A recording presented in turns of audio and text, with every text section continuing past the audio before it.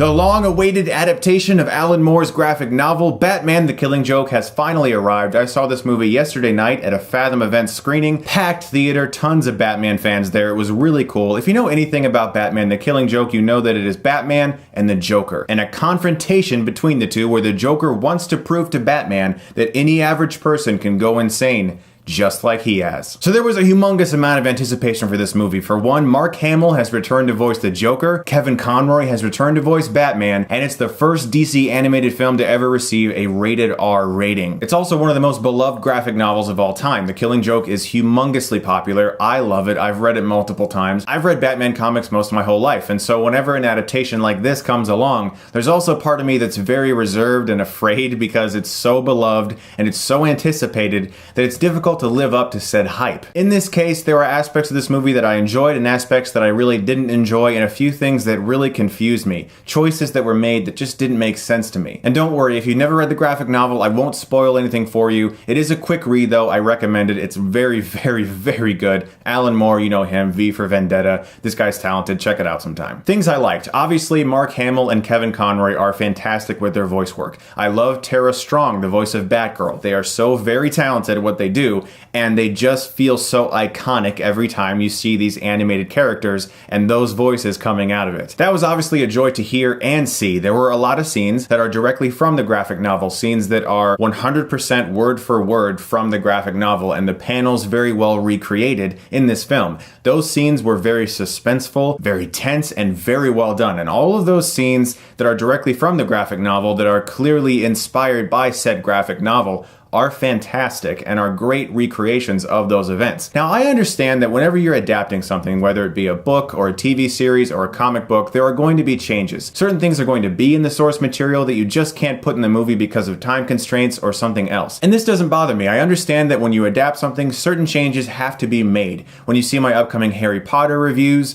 you're going to understand that that's not something that bothers me. But I do have a bit of a guideline that I like to follow, and that guideline is that if you're going to change something, at least improve it. And in this case, there is an entire first act added of about 30 minutes of Batman and Batgirl chasing down criminals, and this one crime boss has a fetish for Batgirl and is after her, and there's a lot of time dedicated to this. An absurd amount of time. So much time, in fact, that I was beginning to think that they were Gareth Edwardsing Batman. If you've ever seen the new Godzilla film, which I do like, you know that Godzilla really isn't in that movie too much, and every time he's about to do something cool, they pan away or they go to a next scene. They do that a lot in the first act of this movie with Batman to focus on Batgirl. And I understand, again, no spoilers, if you've never read the graphic novel, that they were trying to flesh out her character, to make you feel more attached to her for this movie, to make her a little more emotionally developed than she is in the novel. Unfortunately, the way they go about it, I just didn't think it added much to this movie, and in the long run, I don't know if someone's made this joke yet, but this movie kind of felt like Batgirl, the Killing Joke. I mean, it even opens with Batgirl actually narrating to the audience, "I know this is not the beginning you thought you were going to see."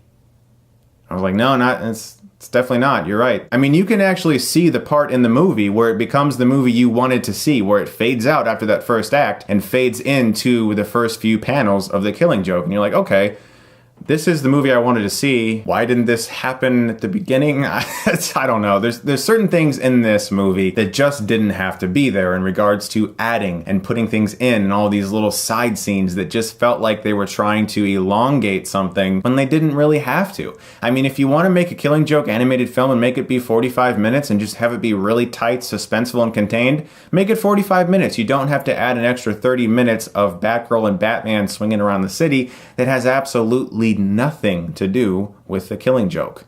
Quite literally nothing. It is just there to flesh out the character of Barbara Gordon. But my biggest issue with this movie is kind of a gray area because this was originally supposed to be straight to Blu-ray and DVD. And so the animation is very much so straight to Blu-ray and DVD quality. Seeing it in a giant Cinemark XD screen last night did not do much for the animation in this movie. There are certain scenes that are very well animated, and then there are some that are truly awful. What I don't understand is when movies like Akira and Ghost in the Shell that came out 20 years ago that maybe admittedly had bigger budgets, have such better, beautiful, hand-drawn animation than this. It's unclear to me as to why that happened, because this is such a beloved graphic novel. It got a theatrical release because of its popularity. You got Mark Hamill and Kevin Conroy. Mark Hamill's huge right now because of Star Wars Episode 7 and Star Wars Episode 8.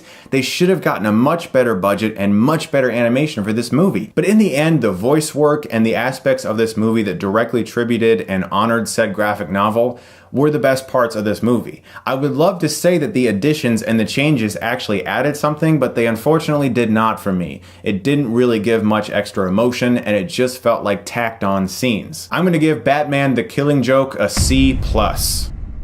In my humble opinion, there is no reason this should have been any less than really good when you have Mark Hamill reprising his role as the Joker, and you have Kevin Conroy as Batman, and Alan Moore's excellent source material, and this much fan anticipation and a theatrical release because of how excited people are. This should have been so much better than it is. Guys, those are my thoughts on Batman the Killing Joke. I would highly recommend reading the graphic novel. I don't necessarily think you have to run out and see this movie. If you get a chance to see it on Blu-ray at home, that's probably a better place to do it. I'm seeing Jason Bourne later today. Look forward to the continuation and finale of our Jason Bourne skit. Also, I want to give a humongous thank you to Amazon Prime Music for sponsoring this video and supporting my channel. If you go to amazonsongsofsummer.com/Chris, you can listen to the entire Songs of Summer playlist. That's amazonsongsofsummer.com/Chris. Prime Music is a free benefit included with the Prime membership. With Prime Music, you can listen ad-free to over 1 million songs from top artists, and more music is added all the time. You can listen to anywhere on multiple devices like Amazon Echo, Fire devices, iPad, iPhone, Android. Tons of free music there to listen to. It's hot outside, it's summer, it's time to kick back and have some fun listening to some of this great music like the Strumbellas. Summer of '69 is a song that I've always really enjoyed. Definitely check out amazonsongsofsummer.com/Chris. You guys are the best. Thank you so much as always for watching, and thank you to Amazon for sponsoring my videos. It is a big help to me, and I thank you very much for that as well. You guys are the best. Thank you once again, and if you like this, you can click right here and get Stuckmanized.